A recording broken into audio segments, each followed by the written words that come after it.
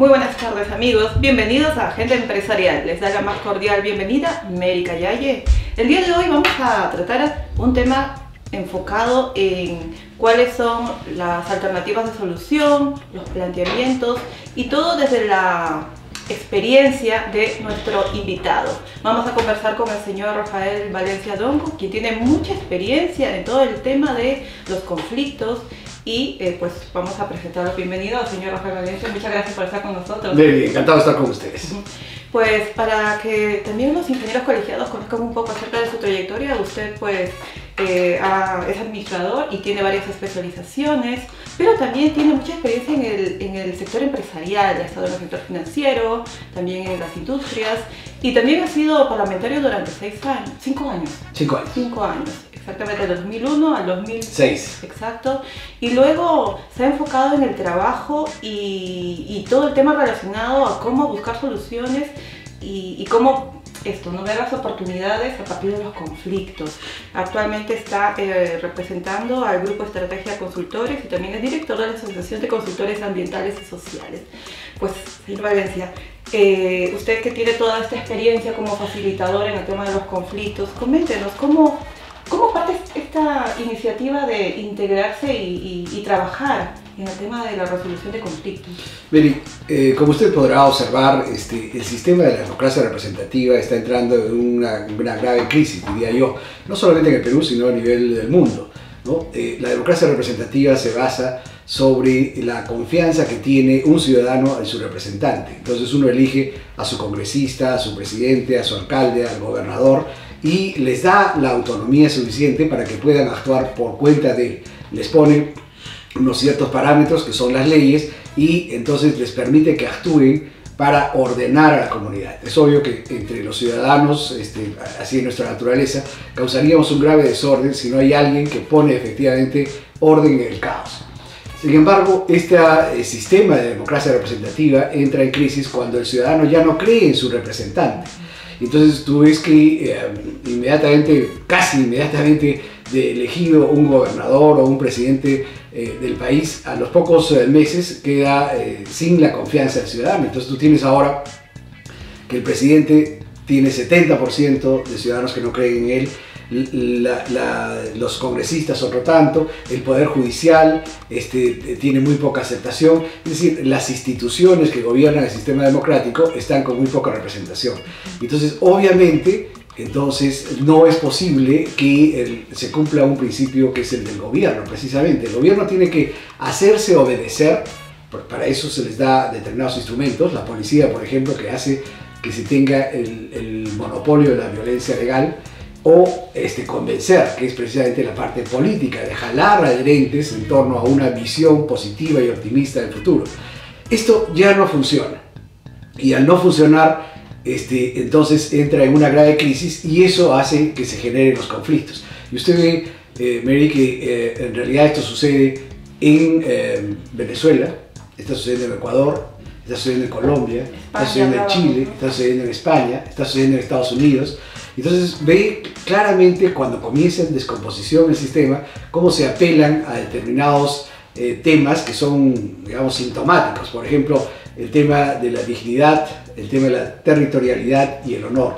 Usted ve, por ejemplo, en el país más poderoso del mundo, en Estados Unidos, como el presidente, para poder llamar la atención en una sociedad que cada vez cree menos en su presidente o en su representante, entonces tiene que recurrir, por ejemplo, al tema de la territorialidad. Hagamos grande América, y entonces vamos a poner un muro para poder limitar y que no pasen los mexicanos, ¿no? Esos son los típicos argumentos para precisamente llamar la atención cuando hay un régimen absoluto de un problema serio en el régimen de democracia representativa. Todo esto no hace otra cosa que generar conflictos. Y entonces, ante esa pérdida de capacidad del gobierno para solucionar los conflictos, hay que inventar o hay que desarrollar nuevas metodologías para poder hacer que estos conflictos no nos consuman, no nos derroten y impidan que mejore la calidad de vida de la población. Claro, por supuesto, porque nosotros somos un país que estamos en proceso de desarrollo, estamos anhelando el crecimiento, tenemos muchos proyectos en los distintos sectores y estos se ven afectados, ¿no? Entonces, creo que también existe este desconocimiento de parte de la población, de la comunidad, de saber cuál realmente es el impacto económico y social de los conflictos. Entonces ahí me gustaría abordar un poco, ¿no? Usted ha aplicado dentro de la consultora que usted representa con el grupo de especialistas esta teoría de juegos de Nash. ¿Cómo le funciona y cómo lo están aplicando en los distintos proyectos que están desarrollando? Bueno, fíjese, la metodología tradicional para resolver los conflictos sociales en el Perú es la metodología de reducir las diferencias.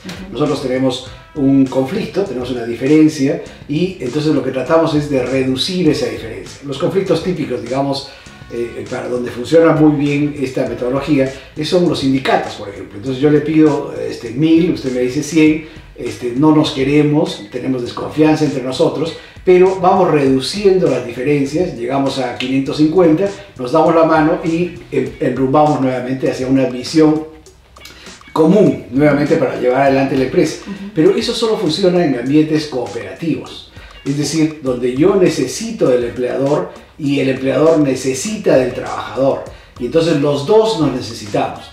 Pero cuando hablamos de conflictos graves, como es por ejemplo en los conflictos los conflictos socioambientales, donde uno es minero y otro es la comunidad, y lo que la comunidad dice no es que yo quiera negociar, quiero que te vayas, quiero que salgas de acá, quiero que no estés acá, ¿no? Es evidente que ahí es un conflicto excluyente, ¿no?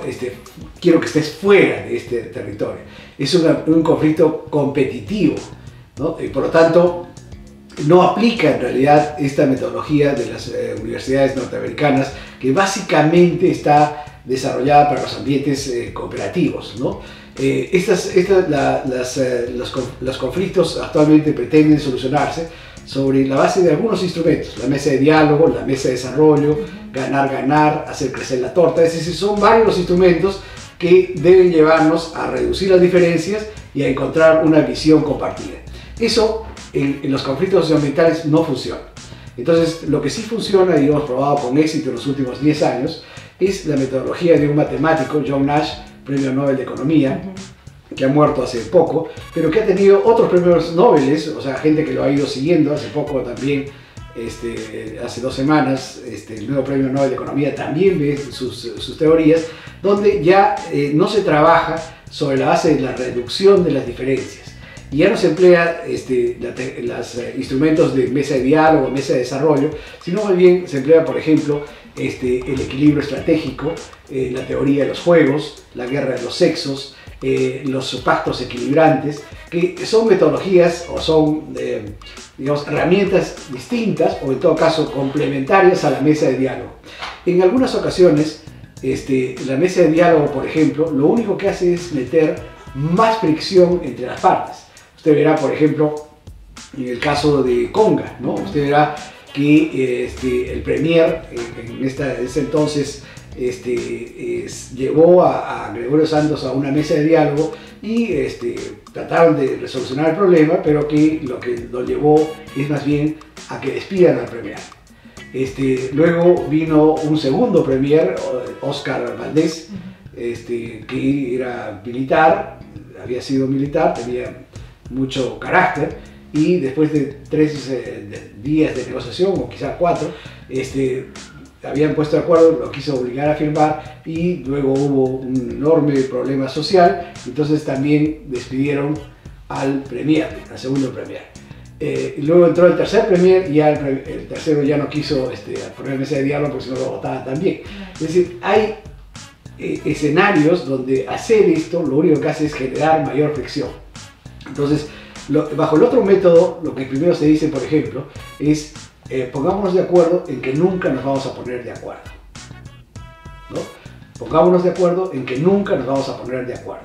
Esos son para escenarios realmente conflictivos. Por ejemplo, Cuba y Estados Unidos, ¿no? No hay forma en que Estados Unidos diga yo me voy a convertir en un poquito comunista y Cuba diga yo me voy a convertir en un poquito capitalista, ¿no sé?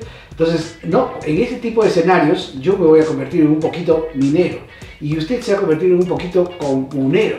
No funciona. Y entonces, y por otro lado, además, quien tendría que solucionar el conflicto entre las partes, digamos en el caso de minero comunero, tendría que ser el Estado. Pero el Estado no tiene la confianza de sus representados, porque además perceptualmente el Estado está vendido a los intereses de la empresa. No digo que sea cierto, lo que digo es perceptualmente, ¿no? Cuando aterriza el helicóptero del ministro, debajo del polo del ministro el ciudadano ve que dice minera tal, ¿no? Eso es perceptual, pero en política la percepción es la realidad. Entonces, no funciona ese articulador. Por lo tanto, hay que nombrar más bien otro tipo de articulador y este triángulo de relación entre el Estado, la empresa y la comunidad, entonces tiene que convertirse en un rombo donde hay un nuevo articulador y que tiene que ser alguien que tenga poder, pero tenga además la capacidad para poder unir a dos entes que están absolutamente en conflicto. ¿Sobre qué base? No sobre la base, no que uno va a convencer al otro, sino sobre la base de que uno va a usar como palanca el otro para lograr sus propios objetivos individuales y si quieren egoístas, pero son sus propios objetivos. Pero al usarlo como palanca, entonces me doy cuenta que la única forma de lograr mis objetivos personales es utilizando al otro. Y igualmente y viceversa, ¿no? Fíjense, por ejemplo, exactamente el caso de Cuba y Estados Unidos. Lo estoy poniendo porque es un caso absolutamente externo para no involucrarnos en casos internos, ¿no? ¿Quién tendría que solucionar el conflicto de 58 años que ha existido entre Cuba y Estados Unidos? Tendría que solucionarlo las Naciones Unidas. Pero cuando aterriza el helicóptero del secretario general de las Naciones Unidas, debajo de su polo dice Estados Unidos. No digo que sea real, es perceptual, ¿no? Entonces, ¿lo puede solucionar? No lo puede solucionar. Es como si usted y yo nos metemos a una cancha, ¿no? Nos metemos a una cancha de fútbol y usted y yo, usted está jugando por el Perú y yo por la Argentina, y debajo de la camiseta del árbitro usted ve que dice Argentina. Obviamente no va a servir de árbitro de articulador, ¿no? Entonces, ¿a quién nombra? Al Papa. Nombran al Papa, que no tiene ninguna posibilidad de tener un conflicto político con los dos, y el Papa no llama a una reducción de las diferencias. No llama a que ver, digamos, una visión positiva, ¿no? Le emplea el mismo método. Nashi dice, se llama el programa de diálogo entre rivales. Y eso pueden ustedes entrar a los documentos. Dice diálogo entre rivales. ¿Qué significa esto? En principio, reconocer que somos rivales. Tú eres minero, yo soy antiminero. Somos absolutamente rivales. Y lo que vamos a hacer es usarnos para lograr mi beneficio y el tuyo. Lo que pasa es que al empujar mi beneficio personal, termino empujando el beneficio de la comunidad, ¿no? Es como cuando uno se compra un vehículo, ¿no? Uno se compra un vehículo y se lo compra por su propio goce, para su propio beneficio.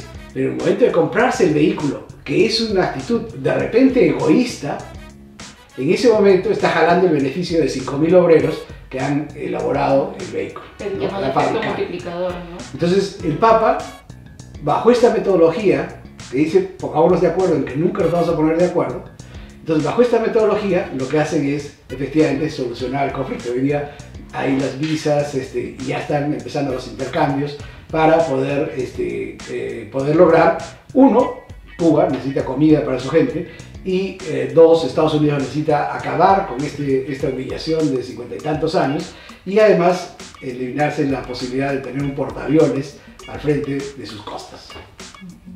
Entonces, lo que nosotros necesitamos es desarrollar nuevos métodos que nos permitan entonces mejorar la posibilidad de que la sociedad se pueda entender sobre la base de un rozamiento y una relación. Es como si una persona le dice a la otra, súbase sobre mis hombros para que pueda alcanzar sus objetivos. Una vez alcanzados, se da cuenta inmediatamente que desde esa dimensión podría alcanzar el siguiente. Yo necesitaba como comunidad la carretera. Una vez que he alcanzado la carretera, que hace 70 años vengo luchando por ella, me doy cuenta que también podría alcanzar el agua y desagüe. Pero solo lo he podido lograr esa carretera porque estoy parado sobre los hombros de uno de los elementos, que en este caso podría ser la empresa, que en este caso puede ser el Estado. Y entonces, si ya he alcanzado un objetivo y quiero conseguir el siguiente, entonces lo primero que tengo que hacer es que no puedo matar al de abajo. porque si mato al de abajo, caigo 1,70 m y por lo tanto alcanzar mi objetivo, si quiere egoísta, va a ser muy complicado. Entonces, ¿qué tengo que hacer? Que el de abajo crezca. Entonces tengo que voltear y decir más bien, ¿y qué pasa si le damos quinoa para que crezca? Y si le ponemos unos tacos para que crezca más, porque a la medida en que el de abajo crece, yo también alcanzo más rápido mi objetivo, ¿no? Entonces se da cuenta que ese es un método que te permite efectivamente lograr los objetivos de ambos sin forzar a que tengamos la necesidad de que usted sea un poquito y yo sea otro. Usted se convierta un poco en minero y yo un poquito en antiminero, ¿no?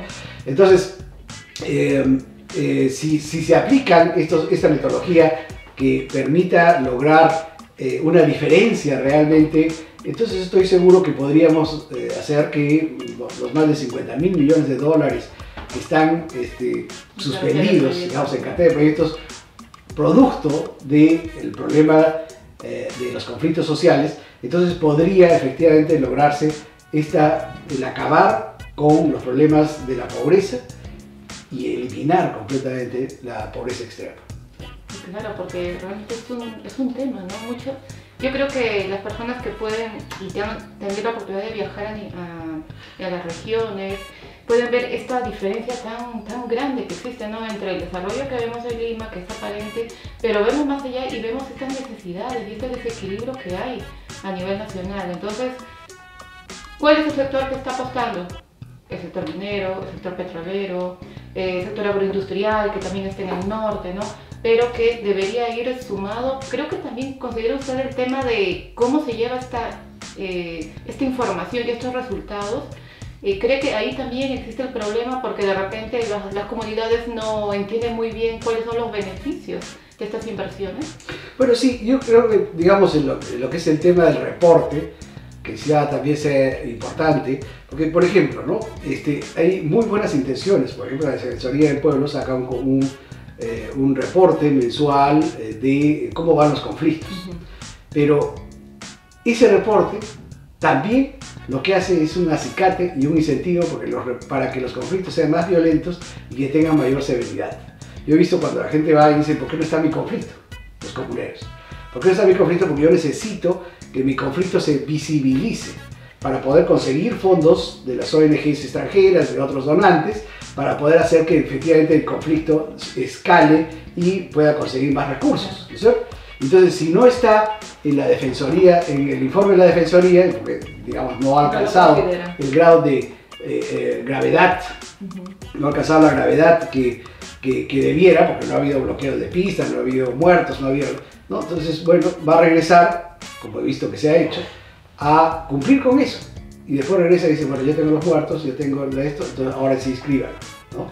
Entonces, hay cosas que son muy buenas, pero en realidad lo único que terminan haciendo, si es que no se hace adecuadamente, es más bien logrando el efecto completamente contrario, inverso.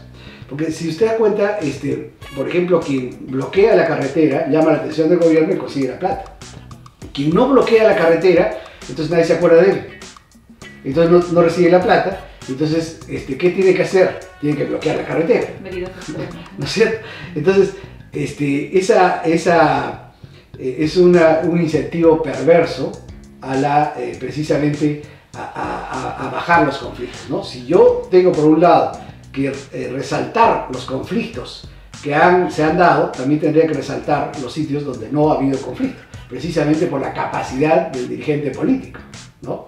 En primer lugar.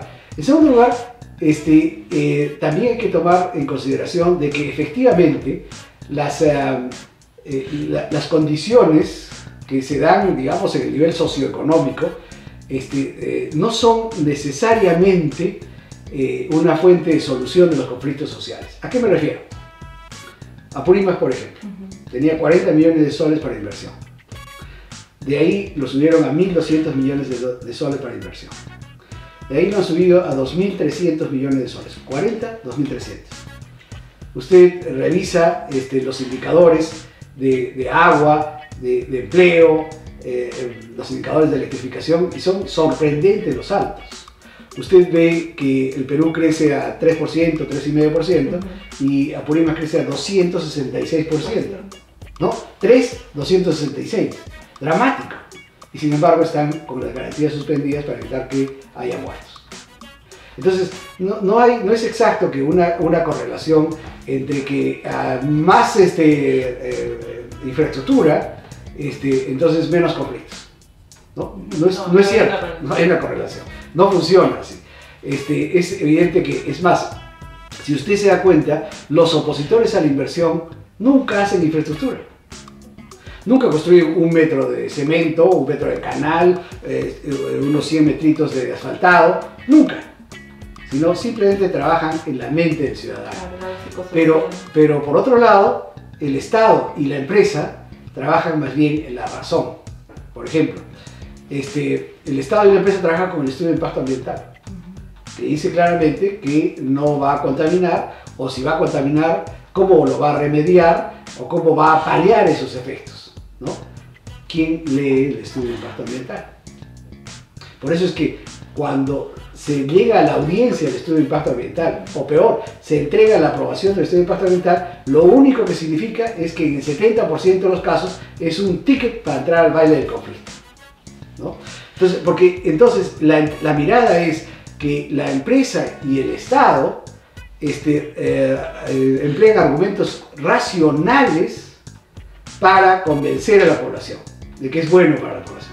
Pero los opositores no emplean argumentos racionales, emplean argumentos emocionales. Exacto. Yo he estado en 2 mesas de diálogo en Huancavelica y realmente me quedé muy sorprendida por el grado de dificultad, la falta de entendimiento y lo que usted dijo, el apego emocional. No es lo mismo que de repente las autoridades lleven el mensaje a los empresarios, de repente a los representantes de las gremios, que lo lleven a los comuneros. Ellos necesitan otro mensaje y se piensa que este mensaje tiene que ser general.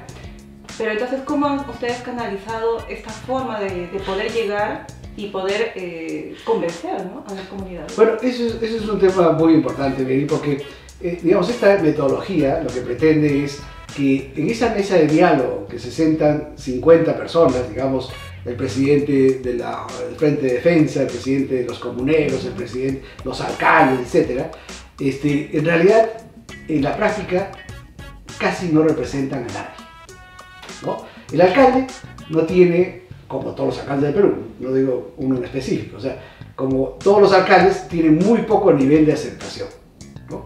En Lima es una cosa rara, pero en provincias no llegan, hay alcaldes que no llegan ni al dígito, ¿no?, de aceptación. Entonces, el alcalde tiene muy poco nivel de aceptación. Los frentes de defensa no son orgánicos, han nacido ayer, ¿no? Nadie los ha elegido a los presidentes. Entonces, todos los que se sientan ahí no tienen la capacidad para sostener los acuerdos que se han tomado ahí. Entonces, esta metodología no se va precisamente por convencer a los 50. Esta metodología se va por convencer a los 50.000. Es decir, a la masa social, a los miles de ciudadanos. Ya no se va por la mesa, sino se va por los miles de ciudadanos. ¿Por qué? Porque además, porque eso evidentemente es 1000 veces más seguro. Porque los ciudadanos no fluctúan, no cambian de opinión tan rápido como cambia una de las personas o uno de los dirigentes que tienen un origen, es más, bien endeble, ¿no? Hay muchos, yo he visto, digamos, en las reuniones a las que usted ha asistido, que le dicen, pero a mí me parece que esto va a ser muy beneficioso para la población. Yo creo que esto va a traer el tema del agua, el desagüe, va a ser muy beneficioso para la población. Salen a la puerta, 5 metros más allá, encuentran a 10 personas gritando y dicen, bueno, crucifíquenla a Mary porque quiere llevarse el oro que la madre tierra ha acumulado durante 7000 años, ¿no? Entonces la fluctuación es gigantesca, pero eso no sucede con la población. La población tiene una vez que ha tomado una decisión por emoción y por la razón, la sostiene, y si se va, seguramente los 50.000 se irán 5.000, pero nunca se le va a voltear. Es una tabla, una mesa segura para el desarrollo, ¿no? Ahora, claro, una cosa es hablar con 50 y otra cosa es hablar con 50.000, ¿no? Pero los opositores sí hablan con 50.000. Y entonces los del otro lado de la mesa no pueden hablar con 50.000, la empresa y el Estado, Bueno, si unos pueden, yo también puedo, ¿no? Ahí yo creo que está el secreto y el trabajo, ¿no? Eso implica, por ejemplo, mucho esfuerzo sostenido durante años, ¿no? O sea, si el Estado pudiese decir, bueno, todas las inversiones que se vayan a dar en industrias de naturaleza extractiva, minería, energía, petróleo, gas, pesca, que superen los 100 millones de dólares de inversión, entonces el Estado debe llegar antes, 2 años antes, para precisamente trabajar con la comunidad en ese ambiente y con esa comunicación. Entonces, manejar 50.000 personas en realidad no debería ser un problema, ¿no? Prever, ¿no? Y fijar mucho el tema de largo plazo, ¿no? Justo comentábamos anteriormente con otros entrevistados que los proyectos mineros están enfocados en 20, 30, 50 años, ¿no? Entonces nosotros manejamos una agenda a corto plazo. Existe ese desbalance que las autoridades deberían ver un poco más a largo plazo, ¿no? Y los beneficios y tomar las decisiones para que precisamente lo que usted ha mencionado, ¿no? Las ONGs antimineras no trabajen en el lugar donde el Estado debe trabajar, ¿no? Ese hueco que deja es aprovechado por otros intereses. Pero, y ese es un tema importante que usted toca, Mary, porque, digamos, siempre decimos, en esta mesa el Estado está ausente, la policía no cumple con su deber porque tiene más miedo a las cámaras de televisión que a cumplir con su deber, tal institución es corrupta, los fiscales tienen miedo. Podemos encontrar 50 razones, ¿no? Pero lo cierto es que así es el mercado. Así es, lo pongo sobre la mesa y esas son las condiciones, ¿no? Es como si alguien quiere entrar a un mercado de gaseosas, por ejemplo, y dice, bueno, sí, pero esa bebida negra tiene el 85% del mercado. Y si usted quiere entrar, entonces esa bebida negra tiene el 85% del mercado. Si quiere entrar, tiene que saber que esas son las condiciones. Y entonces, como decimos en Arequipa, con esos bueyes hay que arar. Si yo pretendo que el Estado esté presente, bueno, quizá dentro de 50 años puede ser. Entonces, posterguemos un poquito su proyecto dentro de 50 años. Si yo pretendo que la policía tenga otras características, bueno, quizá dentro de 20 años pueda ser, ¿no? Entonces, de lo que se trata es de actuar con sinceridad. Esas son las condiciones. ¿Entro o no entro? Y si entro, entonces ¿cómo hago para que sea exitoso? ¿No? Y por otro lado, hay que tomar en consideración que los opositores sí entran con esas condiciones. Y bajo sus parámetros son muy exitosos, ¿no es cierto? Usan el mismo Estado, usan a la misma policía, usan al mismo Poder Judicial, ¿no sé?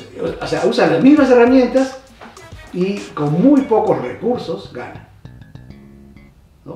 Entonces, lo que eso obviamente nos está llevando a pensar es que lo extraño es por qué ellos sí los usan y por qué yo no, ¿no? Entonces, hay cosas que obviamente no se pueden hacer por parte del sector formal, digamos, ¿no? Por ejemplo, hay herramientas como el uso del miedo y uso de la intimidación que se usan por parte de los opositores. Se va a acabar el agua y si no le creen... Contaminación en las cabeceras de Cuenca. Contaminación en las cabeceras de Cuenca. Y si no le creen al ingeniero, lo voy a agredir, digamos, mando a la ronda campesina para que lo agreda, ¿no? O sea, el uso del miedo y la intimidación. Eso no lo puede hacer el otro sector. Pero hay cosas que el otro sector sí lo puede hacer y con mayor facilidad. Por ejemplo, atraer al Estado. Hacer que efectivamente el Estado esté presente. De repente, no con obras de infraestructura, o sea, no con fierro y cemento, sino más bien pensando en que el Estado pueda actuar en la mente del ciudadano. O sea, el Estado actuando en generar hábitos, en generar percepciones, en generar emoción. Si el otro lado, la fuerza opositora, lo puede hacer, ¿por qué no lo va a poder hacer el Estado en la empresa? Exacto. ¿No? Decisión. Estrategia. Estrategia. yo creo que es un poco, Mary, de elección de la metodología, ¿no? Si usted empuja y dice, bueno, minería no es contaminación, minería realmente es solamente desarrollo, son pago de impuestos. Bueno, frente a eso hay un posicionamiento en la ciudadanía en general, que la minería es más bien es contaminación, posicionamiento. Claro, por el Pues precisamente por eso, ¿no? Por lo que se ha ido sembrando durante muchos años y lo que hizo la minería, donde de repente el Estado no tenía, pues no existía la legislación adecuada, de repente los parámetros, que ahora sí tiene la minería moderna, ¿no? Y que sí cumple bajo los estándares y las leyes que existen. Pero lo cierto es que cuando uno ingresa a este mundo de ciudadanos, uno tiene que decir, bueno, ellos tienen este posicionamiento. Y entonces yo lo que quiero es contradecir ese posicionamiento. La minería no es eso. La minería moderna no actúa así, ¿no? Bueno, lo que va a suceder es la ley de Newton, que la conocen muy bien los ingenieros, y la ley de Newton simplemente manifiesta que esto va a generar una fricción y va a terminar derrotando al otro. Por lo menos lo va a enojar, ¿no? Y si lo enoja, tira piedras. Entonces el método no funciona. El posicionamiento de decir, la minería no contamina, la minería trae más impuestos, el Producto Bruto Interno, las exportaciones, no funciona.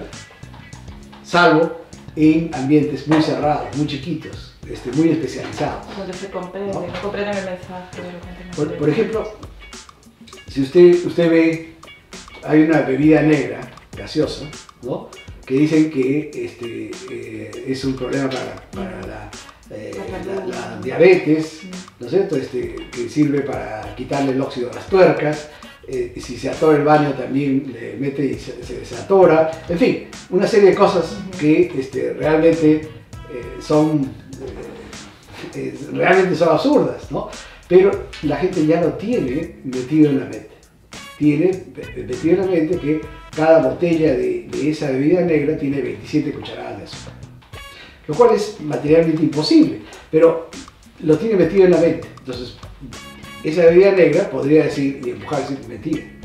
Yo voy a traer a un experto químico para que demostrar que no lo tiene, que tiene la misma cantidad de azúcar que media naranja o un tazón de arroz, ¿no? Una taza de té de arroz, ¿no? Simplemente entonces presiono por este lado y la población va a decir, es mentira. Eso es mentira. Y entonces lo que va a hacer es terminar devorándose a esta empresa, a este producto. Entonces, ¿qué hace la empresa? La empresa se olvida de eso. Y se va por otro lado, lo que se llama un ataque por los flancos. Se va por otro lado y dice más bien, Coca-Cola ya no se refiere al azúcar, sino es la chispa de la vida. Coca-Cola es la felicidad. Es el modo de entrar en una relación. Es decir, completamente distinto, porque entonces yo no puedo decir minería es igual a familia, una familia que me protege, una familia de mi familia. O sea, ¿por qué no podemos buscar un concepto de posicionamiento distinto? Porque el que está actualmente está claro que no sirve. Y usted ve que todos los días la minería insiste en el mismo posicionamiento, ¿no? Todos los días usted ve en el discurso que es minería igual exportaciones, minería igual desarrollo, minería... Y eso, la verdad, es que hay que cambiar el mensaje, porque siendo absolutamente cierto, como este es un tema político y en política la percepción es la realidad, lo cierto es que los ciudadanos piensan de otra forma. Entonces hay que irse por un ataque por los flancos y adoptar entonces nuevas estrategias para que el ciudadano pueda tener un nuevo posicionamiento. Y en esa relación entre la minería y la comunidad, entonces van a encontrar de que en realidad no era tan malo ni uno ni otro. Pues realmente interesante y partiendo mucho de la experiencia, ¿no? Usted ya tiene más de 10 años en todo este tema de proyectos y el tema de la resolución de conflictos. Bueno, en realidad me di ahí, en realidad 17. ¿Por qué? Porque cuento los años del Congreso, ¿no? Para mí fue realmente aleccionador, porque en el Congreso finalmente lo que hay que lograr es un entendimiento entre la colectividad, y ya nos hablas ahí de una comunidad, un anexo, o un distrito, o una provincia, no estoy hablando de 30 millones de personas, ¿no? Y los intereses particulares del resto de la sociedad. Y además los intereses del Estado mismo. Entonces, ahí hay que lograr una triangulación entre el Estado, la empresa y la comunidad, de grandes proporciones. Y tiene mucho campo por resolver, ¿no? Durante muchos años, de acuerdo a lo que estamos viendo. Yo estoy seguro que si sumamos las inversiones de minería, energía, petróleo, gas y pesca, que están detenidas de alguna forma por conflictos sociales, que son más allá de 100.000 millones de dólares, y que vayamos logrando una inversión del 20% de eso cada año, estoy seguro que tendríamos una mejor calidad de vida, sin ninguna duda, ¿no? Fíjese, cuando yo entré al Congreso de la República en el año 2001, ¿no? Teníamos 55% de pobreza. 55. Hoy día tenemos la mitad. Y eso no se ha hecho por el programa Juntos o Beca 18. No, eso se ha hecho porque el Perú ha crecido, ¿no? Ahora que el Perú empieza a decrecer, en las tasas, nosotros hemos crecido hasta 8%, y comienza a decrecer y llegamos a 3%, entonces nuevamente la pobreza se comienza a incrementar, ¿no? Entonces, la solución está precisamente en lograr que la inversión se pueda dar, por supuesto, con que sea absolutamente sostenible, social y ambientalmente amigable, y que además esos recursos que se captan, que en algunos casos llegan hasta el 50% de lo que se gana, o sea, de la renta, se inviertan adecuadamente a favor de la población. Fíjese, cada empresa que asume el riesgo de poner sus recursos en un determinado ámbito, el Estado casi se convierte en socio de inmediato. Le comienza a cobrar y al final le cobra el 50% de todo lo que ha ganado. Y eso a nosotros nos conviene como ciudadanos, porque esos recursos deben terminar en mejor policía, en mejor educación, en mejor salud, en acabar con la pobreza, ¿no? Entonces, yo creo que todos queremos un Perú que crezca, y bueno, también hay que reconocer que hay pensamientos diversos, divergentes, ¿no? Todavía casi pues hay una especie de necrofilia, ¿no? Una especie de necrofilia política, ¿no? Usted sabe, la necrofilia es este amor con los cadáveres, ¿no? Bueno, hay realmente ideologías que han muerto, y hay gente que todavía le sigue dando vueltas y sigue haciendo que ese muerto se intente levantar y le tiene amor a ese muerto, ¿no? Y deja de ver las otras alternativas que son mucho más viables y factibles. Entonces, claro, son ideologías muy bonitas, ¿no? Porque, por ejemplo, decimos los recursos naturales, en teoría, los recursos naturales pertenecen al Estado. Y como pertenecen al Estado, entonces no deben ser explotados por privados. Y entonces deben ser explotados por el Estado para que el Estado redistribuya y ya no se lleve el 50%, sino se lleve el 100% de las utilidades. Claro, eso es muy bonito. Pero la práctica ha hecho que nos demos cuenta de que eso es un desastre en la práctica.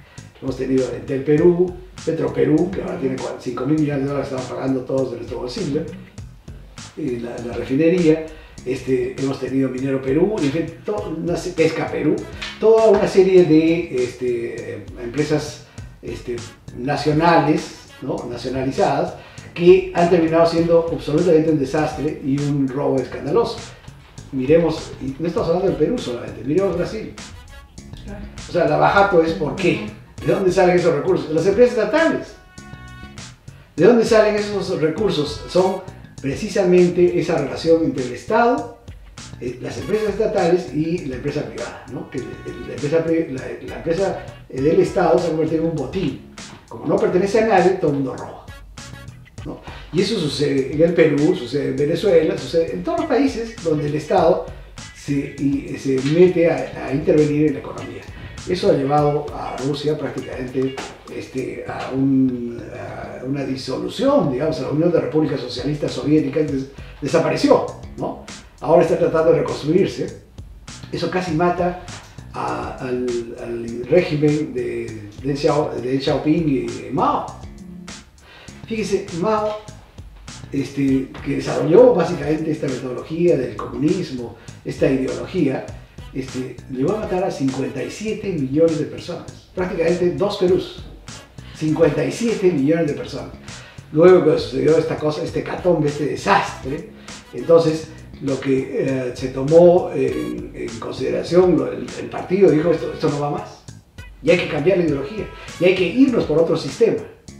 Mire, 56 millones de personas muertas. Y luego esto entonces cambia y se pone en todos los documentos del Partido Comunista Chino diciendo esto ha sido un fracaso, esto ha sido un genocidio, Eso nunca más volverá a poder suceder. Sin embargo, hay gente que sí lo cree. Sin embargo, tenemos gente, por ejemplo, extremistas en el Perú, que incluso llegan al grado de terroristas, que no es otra cosa que una ideología fanatizada, ¿no? Evidentemente eso hace que se dé una confrontación entre los que quieren que el privado intervenga para que el Estado pueda recibir recursos y los que no quieren que el privado intervenga. Estoy seguro que podríamos lograr, Leris, con el concurso del Colegio de Ingenieros del Perú, que tiene tal nivel de confianza, ¿no?, que es un instrumento adecuado como para que pueda manejar emocionalmente también las intervenciones en la colectividad, sobre todo rural, ¿no? Hay pocos, yo diría que no son más de 2 o 3 los colegios profesionales que tienen un nivel de credibilidad, ¿no? Está el colegio de abogados, por ejemplo, el colegio médico, pero no son muchos. Uno es el colegio de ingenieros, yo diría que el principal, ¿no? Pero esa confianza, yo también habría que ser claros de que no puede ser explicada matemáticamente, de forma ingenierilmente, no. Exacto. Eso tiene que ser manejado un ingeniero, el colegio de ingenieros, que transmite y traduce emocionalmente ese mensaje. Pues realmente interesante y muy apasionante este tema, ¿no?